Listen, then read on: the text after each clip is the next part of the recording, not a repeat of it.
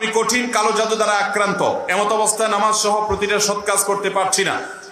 আমার সুস্থ হওয়ার জন্য আমি কি আমল করতে পারি? ভাইরা আমার, প্রতিটা মাহফিলে আমি বলার চেষ্টা করি, খুব ভালো করে কান খাড়া করে শুনে রাখেন।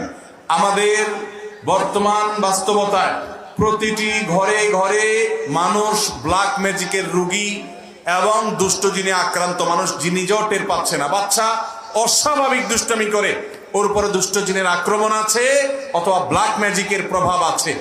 আমরা অনেকে এটাকে কুসংস্কার মনে করি।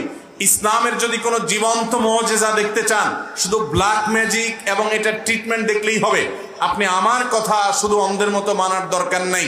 আল্লাহর ওয়াস্তে যারা কোরআন হাদিসের আলোকে রুকিয়া করে, ঝাড়ফুঁক করে, এরকম দু চারজন ভালো ঝাড়ফুঁক, আবার ওই টাউটবাজ বা ফ্রড না, ভালো কোনো ঝাড়ফুঁক করে যারা কোরআন আয়াত থেকে ঝাড়ফুঁক করে, তাদের সাথে কিছুদিন থাইকে দেখেন।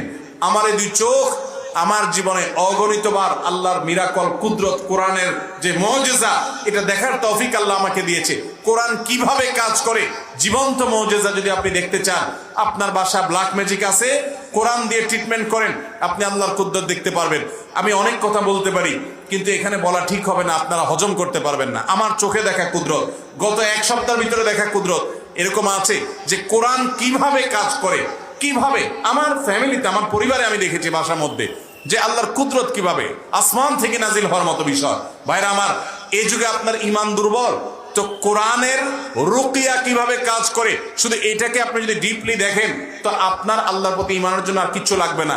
সায়েন্স বা বিজ্ঞান এখনো পর্যন্ত জিনের অস্তিত্বকে অস্বীকার করে। কোরআনে সূরা জিন আল্লাহ তাআলা জিনের কথা বলছেন। এই একটা বিষয় আপনি শুধুমাত্র যদি জিনের অস্তিত্ব আপনি অনুভব করবেন, যদি নিয়ত করেন, আপনি জিনে ধরা, অনেক লোক আছে মানসিক রোগীকে জিনে ধরা রোগী বানায় দেয়, অনেকে আছে সুস্থ মানুষকে জিনে ধরা রোগী বানায় দেয়, সেগুলো ভিন্ন কথা।